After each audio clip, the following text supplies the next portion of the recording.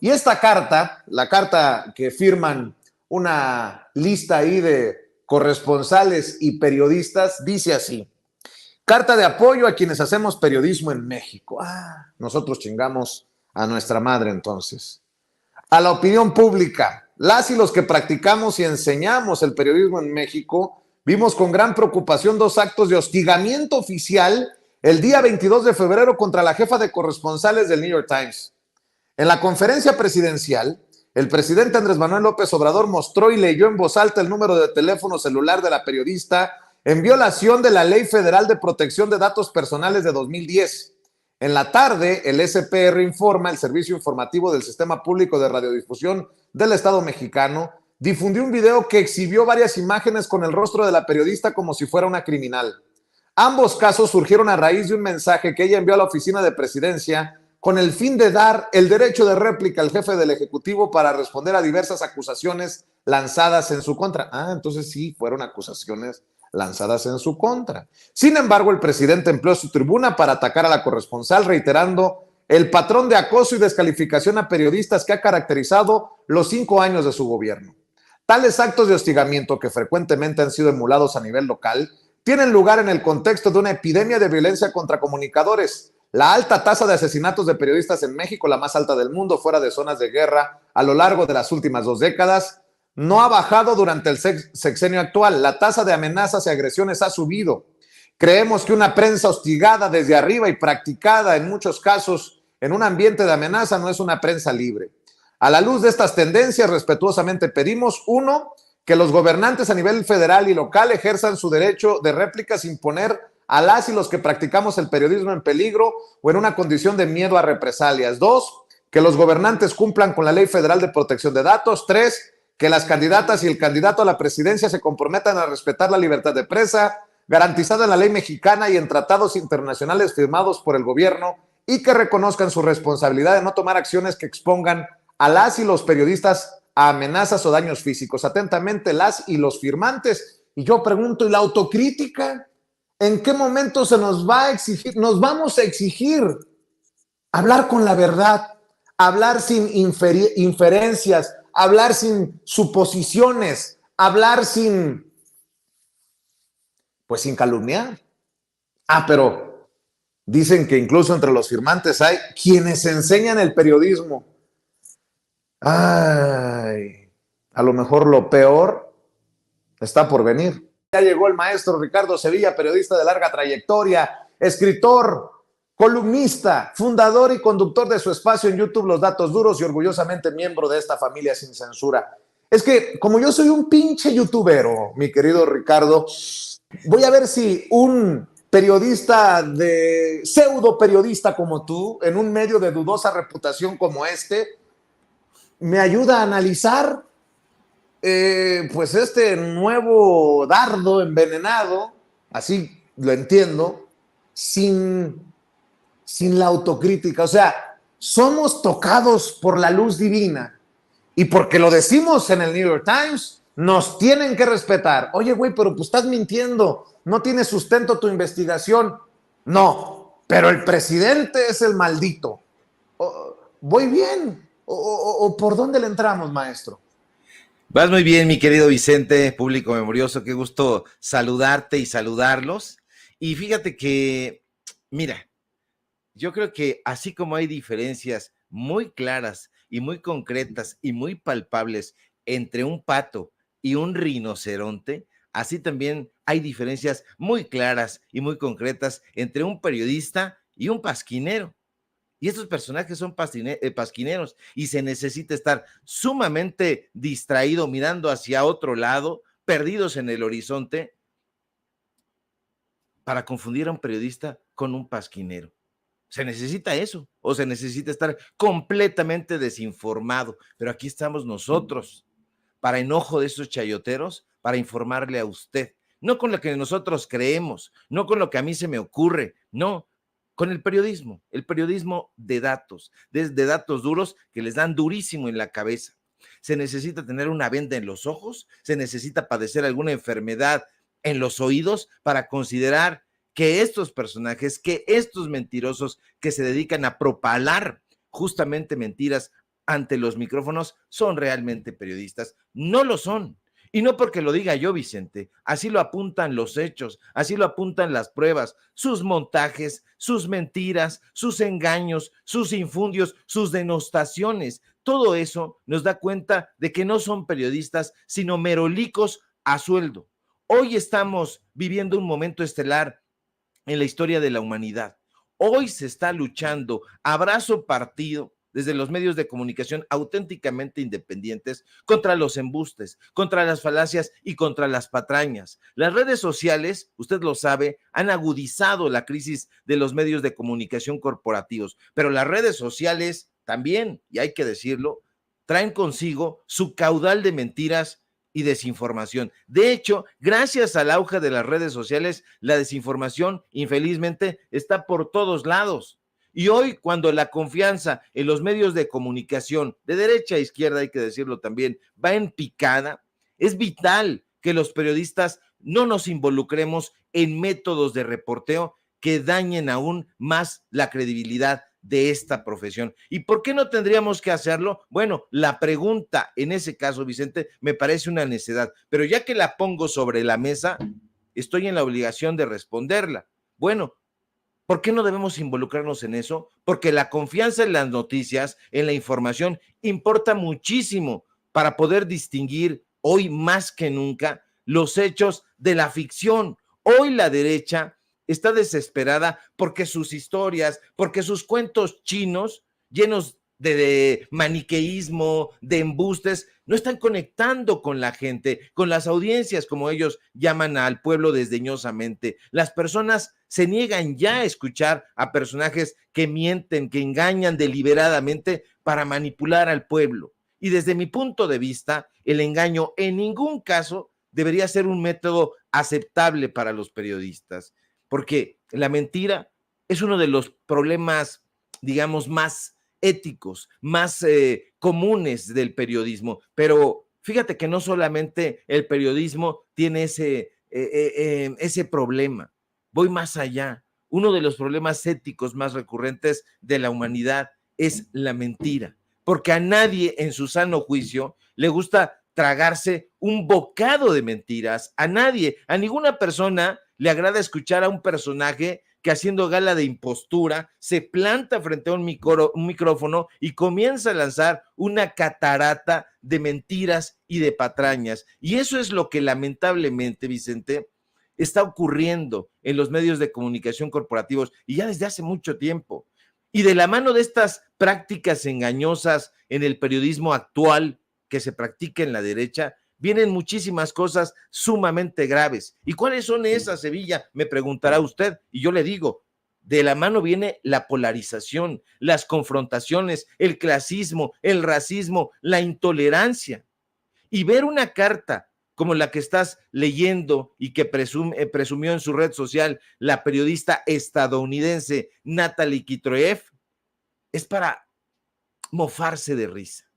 Porque a quienes sabemos que Daniel Moreno Chávez, que es uno de los abajofirmantes, pues lo mueve el dinero, es el director, de hecho, y dueño de Animal Político, y que por cierto aquí presentamos el media kit bastante fifí que tiene, bueno, pues no nos sorprenderá que haya firmado esa carta pasquinera, una carta que, debo decirlo a título personal, a mí no me representa para nada. Esa carta melodramática que ya acabas de leer, y pues bueno, usted ve, entre otras gracejadas, dice que quienes practicamos y enseñamos el periodismo en este país estamos mordiéndonos las uñas, estamos muy preocupados por los actos de hostigamiento oficial en contra del pobrecito New York Times, tan desvalido ese medio de comunicación. Pero ¿qué demonios tienen en la cabeza estos guacamayos de la derecha? ¿En qué país viven, Vicente? ¿En qué parte de la ciudad? Que nos digan, ¿en Santa Fe? ¿En Polanco? ¿En Interlomas? ¿En La Condechi? ¿Dónde viven? Porque a mí que me perdonen, pero la señora Gabriela Barquetín no tiene la menor idea de lo que es esta profesión, este oficio. No es periodista. Esta señora no sabe ni redactar una nota informativa, solo le encienden el micrófono, se sienta y se descose lanzando maledicencias y diatribas contra los enemigos del PAN, contra los enemigos de Margarita Zavala. Ahí está, escúchela usted, o mejor, no lo haga, porque se va a llevar una sonrojante sorpresa. Es una panista con micrófono. ¿O qué otro abajo firmante? Salvador Camarena, el empleado de Claudio X González. Ah, no, es que ya renunció, ahora nada más está con Manuel Arroyo, el dueño del Financiero. No, estos personajes son hipócritas de pacotilla. La carta dice que el gobierno federal hostiga y amenaza a la prensa libre. Pues yo le digo, Ricardo Sevilla, se lo voy a subrayar.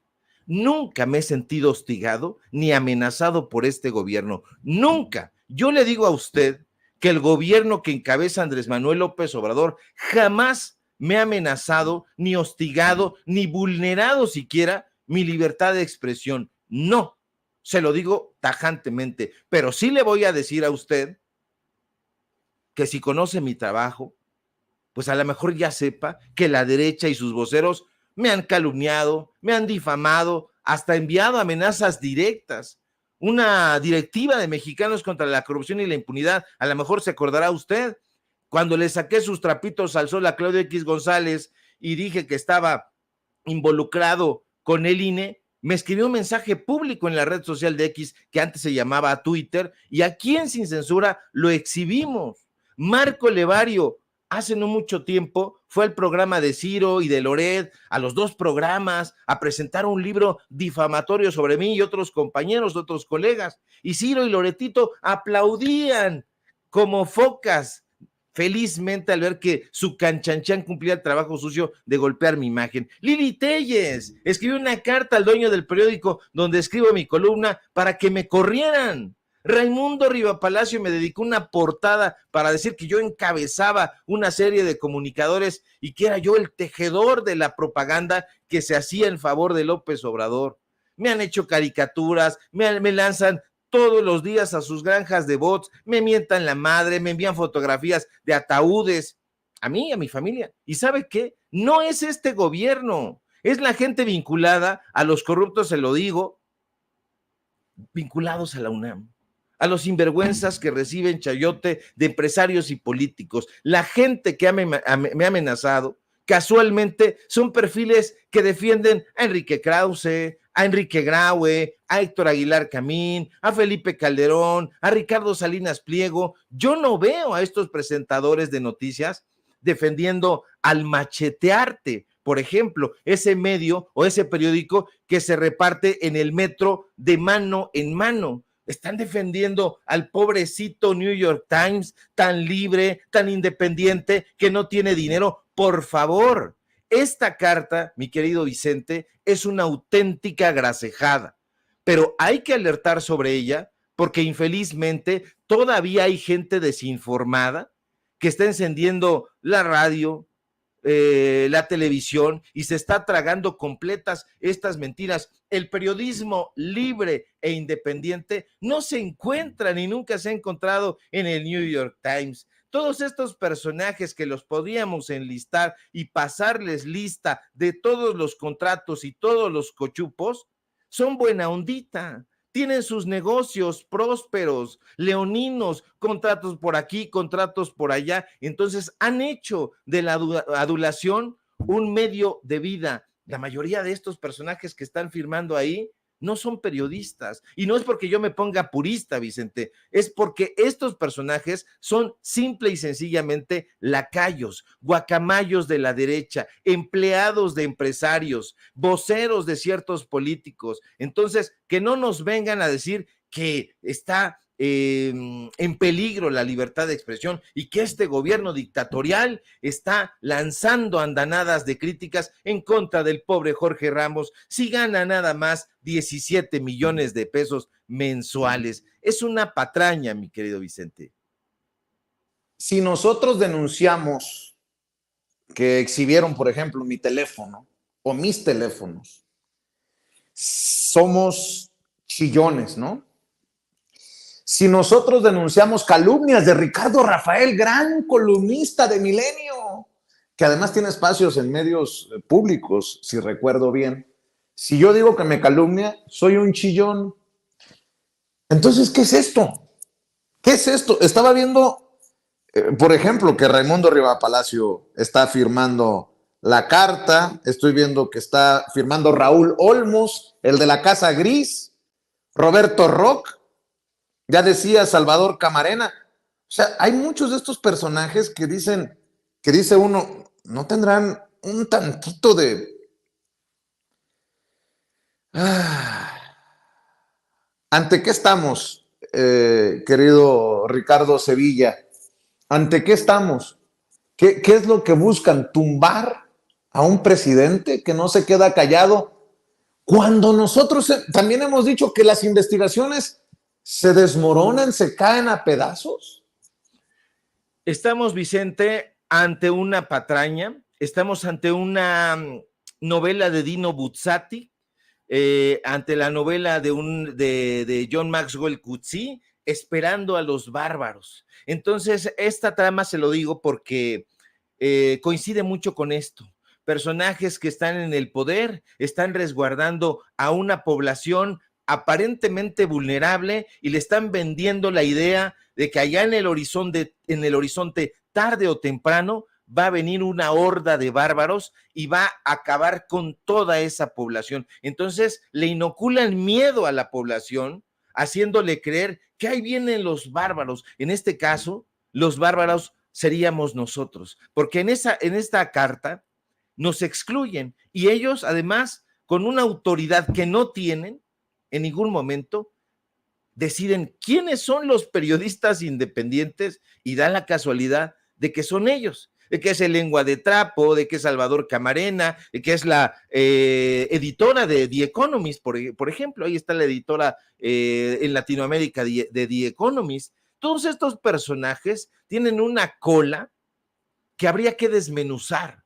No son periodistas independientes, no han repartido nunca sus medios de comunicación de puerta en puerta, en el metro. Yo no los he visto nunca hacer una transmisión en la calle como haces tú. No los he visto pasear más que en el extranjero, recibiendo sus becas, sus apoyos. Los he visto denostarnos a nosotros porque no nos quedamos callados cuando vemos la inconsistencia de sus mensajes, de su narrativo, de su narrativa, de su trabajo periodístico. Entonces, ¿cómo nos tienen? Como pleitistas, como llorones, como bien apuntas. Es que está llorando Serrano porque difundieron su número telefónico. ¿Y qué hace Serrano? Bueno, Serrano baja bien el balón, se ríe de todo este asunto, pero detrás de esa risa, yo digo que debe existir una auténtica preocupación porque estos personajes están teniendo infiltrados, porque fíjate que yo he pensado sobre ese tema y tengo la impresión de que no vulneraron necesariamente los programas donde se encontraba esta información. Pudieron haberlo hecho, pero también se ve que son capturas de pantalla de alguien que estuvo pasándole los teléfonos. Entonces, también estamos padeciendo eso. Personajes que se disfrazan, se meten como en el caballo de Troya y empiezan a golpear a la transformación, al periodismo independiente, a la gente que tiene simpatía por la izquierda, y estos personajes callan ante ese hecho. Estar defendiendo a Natalie Kitroyev, a mí no me parece que esté en peligro ni Natalie, ni el New York Times, ni el periodismo libre e independiente que estos personajes cacarean. No, se lo hemos dicho en varias ocasiones, el periodismo está en otra parte y en este momento no es una batalla, es una guerra, y no por la narrativa, sino por diferenciar entre la verdad y la mentira. Nosotros no tenemos la verdad, pero lo que sí tenemos es ética periodística, y esa ética periodística, Vicente, viene acompañada de un periodismo libre, de un periodismo independiente, de un periodismo de corte social y humanista. Y estos personajes que están en la Condechi, en Interlomas, que tienen todos los micrófonos de los medios de comunicación corporativos para decir las estupideces que quieran sin ningún sustento, están avalando esto. A mí me parece que no se van a tranquilizar. ¿Cómo los vamos a poder enfrentar? Con periodismo, con información dura para que usted pueda hacer su propia elección. Y yo creo que en esa elección, mi querido Vicente, están perdiendo, y de ahí que excluyan a quienes les dé su regalada gana, pero andan de capa caída porque ya nadie los pela. Si me permites, a lo mejor voy a pecar de indiscreción. Lástima que no se lo he enviado a don David. Aguánteme tantito, don David, porque aquí me lleva a agradecer y no. Artículo 19, por ejemplo, mi querido Ricardo Sevilla, que sí me buscaron para hacer pública una denuncia luego de que se diera a conocer mi número telefónico en redes sociales, pero no quise aceptar que públicamente tomaran mi caso para mover esta narrativa porque, mira, soy todo, pero creo que también arrastra un poquito el colmillo.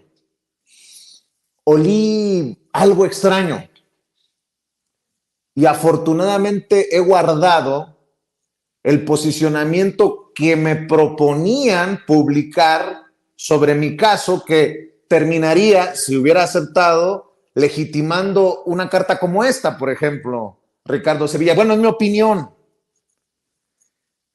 A ver, don David, venga conmigo, por favor. Fíjate lo que me proponían y que no acepté. ¿Por qué?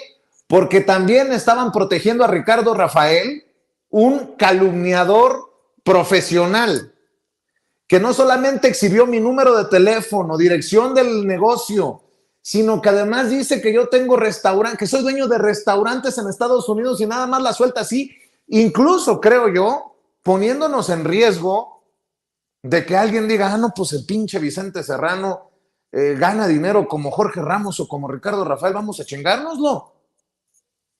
Fíjense nada más lo que provoca una calumnia como la de Ricardo Rafael, y lo han protegido en artículo 19.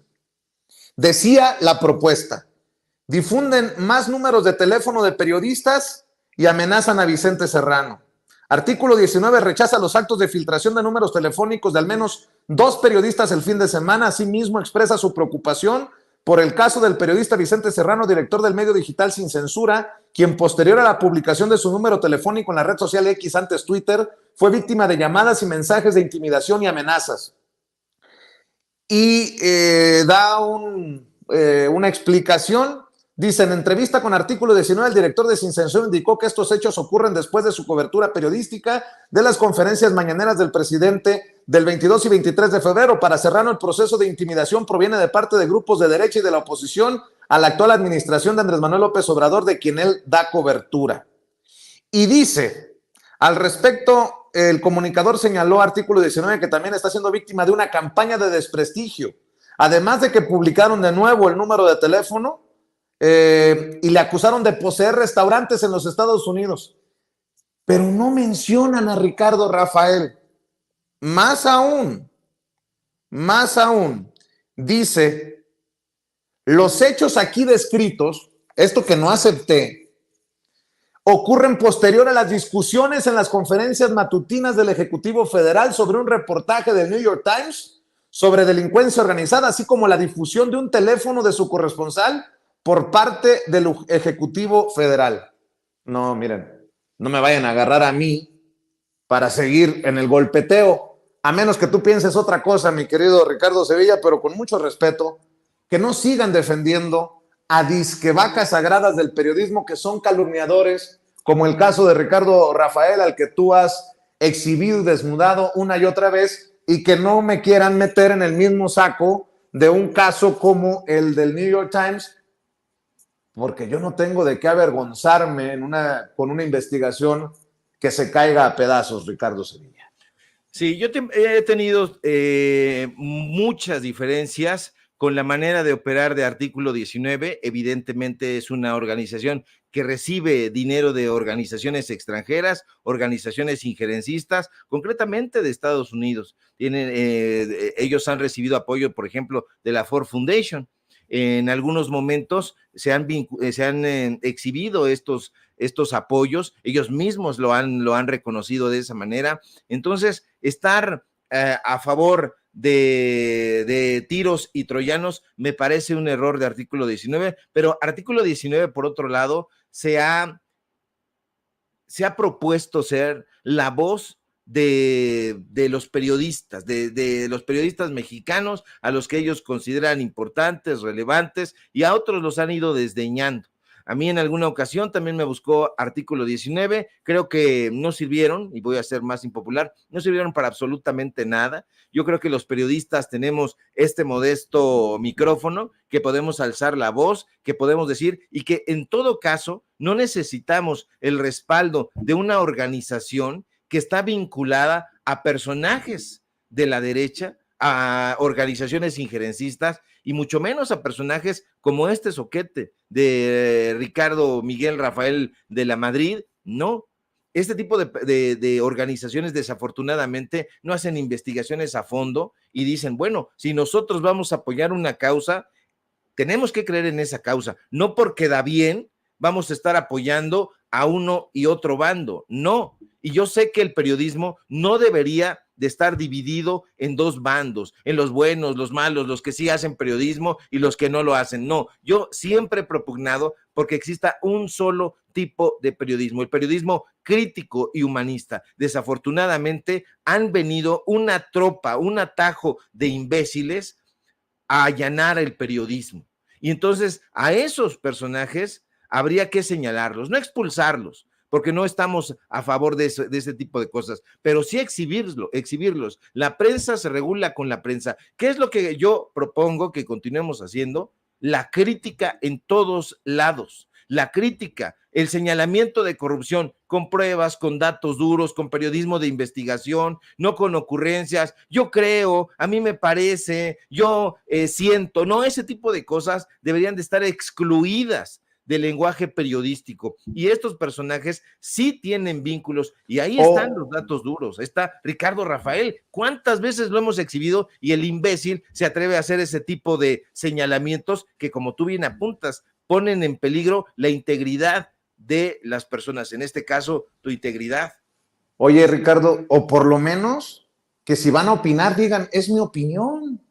Y que seamos honestos a la audiencia, no nos crean ni a nosotros a ojos cerrados. ¿Cuántas veces se los hemos dicho? Pero bueno, mi querido Ricardo Sevilla, cerremos aquí este diálogo intenso que no necesariamente termina con el cierre de esta oportunidad el día de hoy. Ricardo Sevilla, seguramente se vendrán encima por nuestras opiniones y contraria a los abajofirmantes. ¿Por qué no cerramos invitando a la audiencia de Sin Censura a tus redes, maestro? Claro que sí, mi querido Vicente, público memorioso. De entrada, un fuerte abrazo por ese periodismo que encabezas, vigoroso, tajante, y bueno, que te hace muy, muy efectivo en tu trabajo.